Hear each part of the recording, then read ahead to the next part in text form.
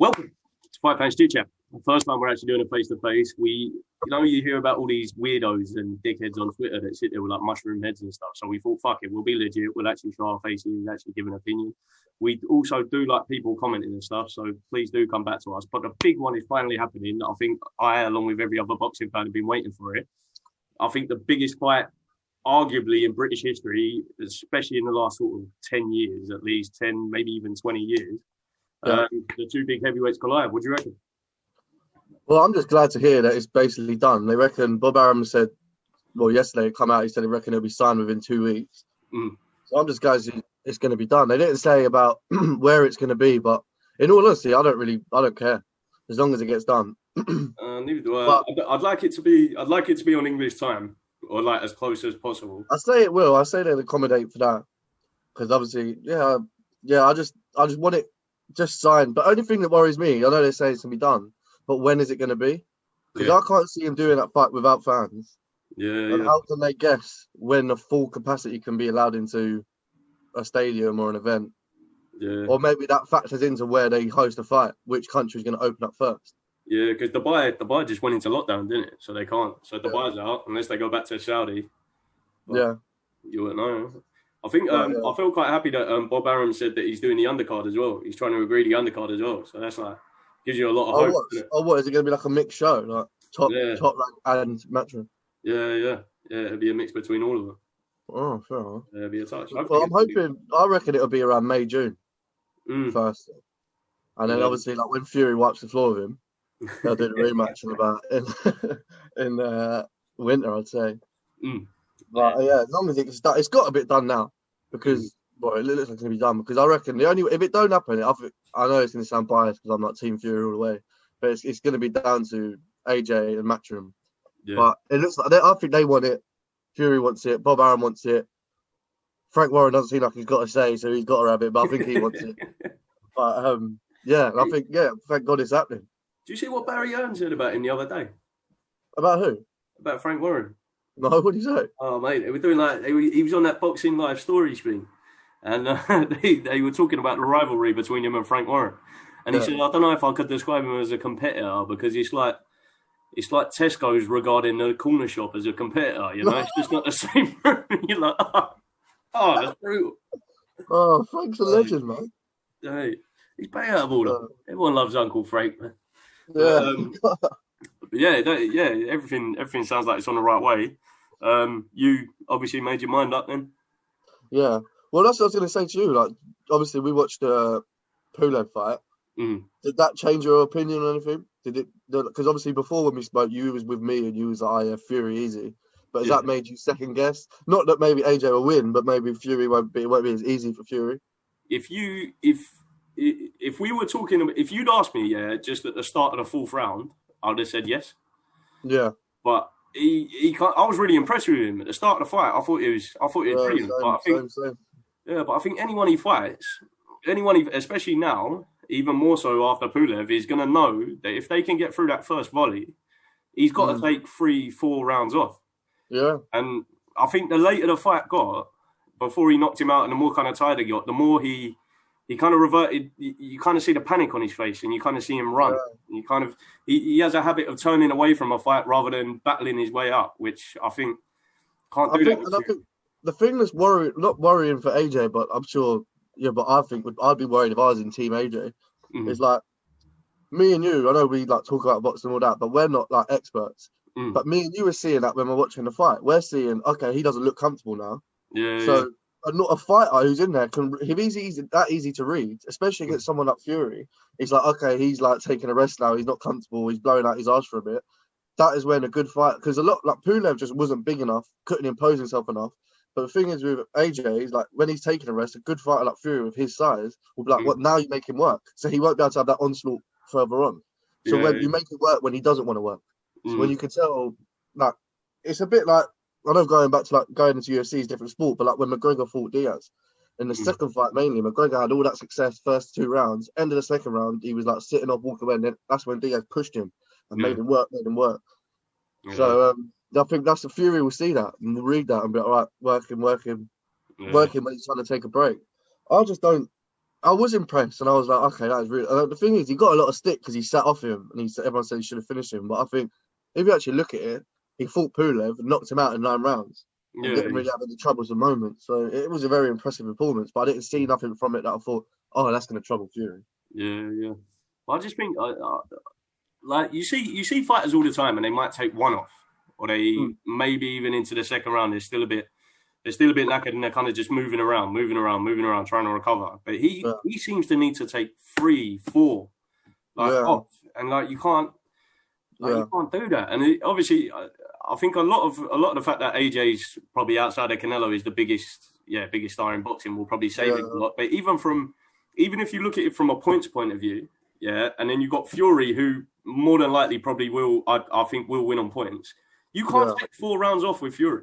No, You've lost. You've given away four rounds. You can't do that. because You I think can't. yeah, you're You, actually so right. Because if you think about it, if Fury gets any sort of lead, mm, he's like the master of just riding it out. Him, he'll yeah, ride it out, and he'll go boom, box his yeah, way, and he'll just go round one done, tick, yeah, tick. And the thing is, will AJ get too hung up on the fact that he needs to impose himself on Fury? Like, I yeah, need to get something from it. He needs to feel like he's hurt him. He needs yeah, to feel like he's put a dent in him, and he won't be thinking about the rounds. And Fury will just be thinking box, box, bang, 1 round, second yeah, round done, in the book, in the book. yeah, And then Joshua will be working, miss him, and then try to push it so hard because then he gets behind, leaves himself open or knuckles himself out.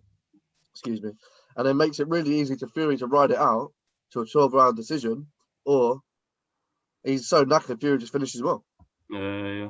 I think Fury will make him work so much more as well because he'll have to. Yeah, that's the thing. He's going to have to chase him so much more. He's going to have to. But then again, you don't know. You don't like. I don't think he'll. I don't think he will approach it the same way he approached Wilder. But you never No, know with him. Like he could. He could like steam in the but first that's the beauty of Fury though, because he could take a fight in so many different ways. round. Yeah, He's so adaptable to it, and he can adapt in the middle of a fight. yeah.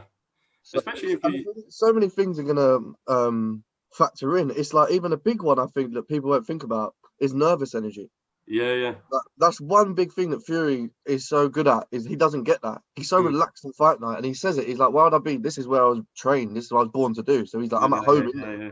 Where Joshua, you've seen it in him. He does get nervous. He does like his energy is like he's like proper as a concentrating the way he talks to Robert Kraken in the corner, like with that Ruiz first fight. Like, what's going on? Why is Yeah, this happening? Why is that? Fury's just adjusts. He's just comfortable, and it's just the whole build up, the nerves of the night, and then when Joshua's in there, how tense he'll be, and Fury just be relaxed. mm, And then Fury's style makes it worse for his opponents when they're like that because he's constantly like, fainting, and when mm, he faints, they're constantly just like, and that's what you saw with Wilder in the second fight. Just and everything he does, because they're so nervous, they overreact to it, yeah. and Fury just plays off it. Reads them. I'm sounding so biased, but it's hard for me to change my opinion because as a Yeah. Fury fan, I still think the worst style for him in this division was Wilder. That Yeah, was the because it was goat, like unpredictable.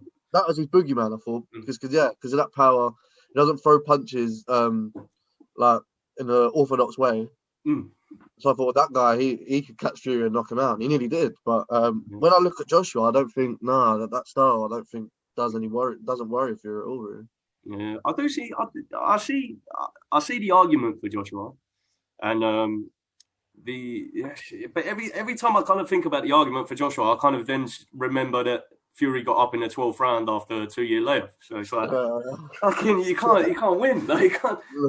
That uppercut, without a doubt, is yeah, it's got to be the best in the division. I think Joshua's uppercut, his combination punching is unreal. I think if he because Fury sometimes has got a habit of laying on the ropes, isn't he, and trying to do the like Muhammad Ali rope a dope. Yeah. But yeah, I think that I'd be scared about that if Joshua got in near the ropes. But then again, Fury's learning how to walk forward now, so it's like, fucking, will he ever And get him in that position? he's also got this knack Fury of like when he fought Wilder, when he fought Klitschko, both times when he fought Wilder, both fights, and the Klitschko fight, is whatever he does. I don't know if it's the distance he keeps Mm. or the way he stands. They just don't throw Yeah, as much. And it's like everyone said, his Klitschko hurt his right hand. He wasn't throwing the right hand. But then when he fought Wilder, even in the first fight, Wilder just wasn't Mm. letting go. He wouldn't, and it's something Fury does. Everyone goes, "Oh, Joshua can do this with his uppercuts." Will Joshua feel like he can throw? Would he get close to Fury? yeah, Because that's what I think he does. I think the range he keeps and the space he keeps distance so well. yeah. Mm. I don't think he ever feels like lets them feel like okay, it's okay to punch. This ain't an okay Mm. distance. Yeah, I think that's where he's so smart. His boxing IQ is so much higher than everyone else in the division. I yeah, think. yeah. He breaks their heart in a way, doesn't he?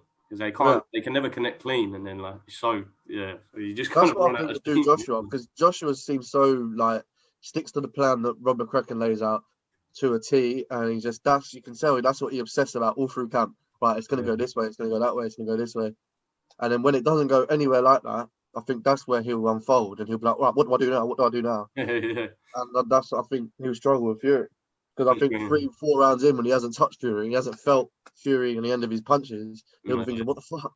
It's slipping away, and he'll be like, okay. Especially when he has to go through a press conference and then halfway through what he's saying, Fury just stands up and like regales the crowd with a ballad or something. Yeah. Doesn't give a And shit. it's like even like you said Joshua in that Pulev fight, he took them rounds off, had a break, and obviously he could do that when because he was winning. He put Pulev down a couple of times, I think, round Yeah, three, yeah, so he could do that. But say he's losing the fight after 4 rounds, yeah, and then yeah, he's tired, yeah, and then in his head mentally he's going, I need a break, but I can't take a break because I'm losing.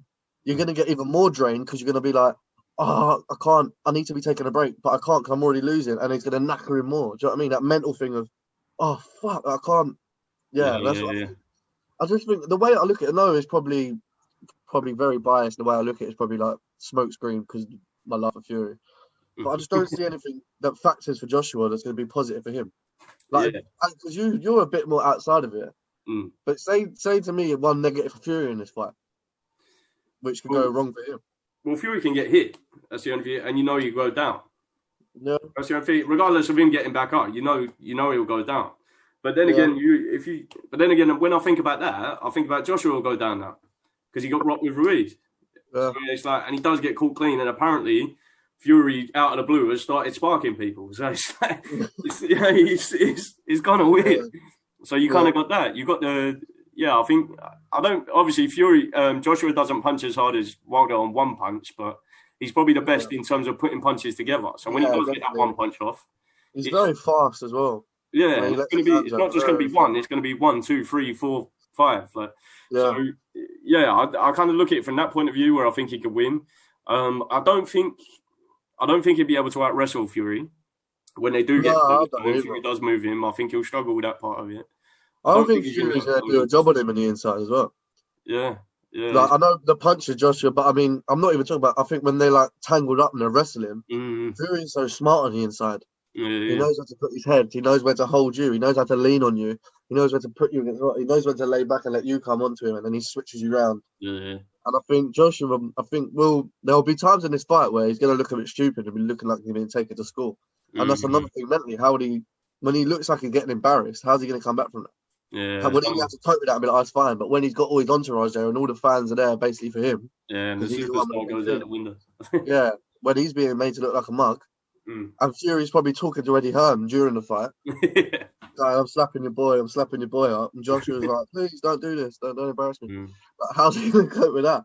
I know. I know. Because Yeah, I know, but I just see Fury up there with the Crawfords and the Canelos. I think he's up yeah, with that pound for pound list. yeah. So if you take away all the Eddie Hearns and the Frank Warrens and the Bob Arams and all the story and all the press around them, around Joshua, around Fury, and you just look at their skills, I think Fury's just levels above. Mm.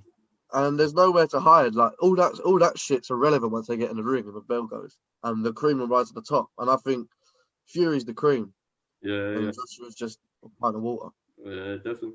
And it'd be fucked if it does end up going to a pint of water. But yeah, if he the other thing that's probably a touch by Fury as well is if it does end up outside England Yeah, because it's yeah, not going to be as like it won't be as one sided. Like, yeah, exactly. you never know. But saying all that into question, I'm going with Joshua. But yeah, I reckon my prediction, in all honesty, I think 9-12 Fury stops him. I think Joshua will be. I don't think it'll be like a catch him and knock him spark out. I think Joshua will be out of his feet, knackered, and it'll be a ref will step in, or his corner will pull him out. Yeah, It'll be similar to the Wilder one, yeah, but later on, Joshua will hold on a bit later because Fury won't be able to bully him as much as he bullied Wilder, so it'll take him longer. But I think he'll pull him out and he'll be at sure exhaustion. He'll just be getting hit too much, and they'll pull him out. I reckon I'll. I'll stick with points. I think Fury by points. Yeah. Well, hopefully it gets made soon, and we've got a date, and we can start talking about it more, and hopefully it comes up. I'm reckoning May, and I do reckon you're right. I reckon it's going to be in the Middle East somewhere. Yeah, sounds like the easiest option. Yeah, but yeah, you guys let us know what you think. Who you think is going to win? Leave in the comment section. Subscribe, like, share, or don't. It's up to you. See you later.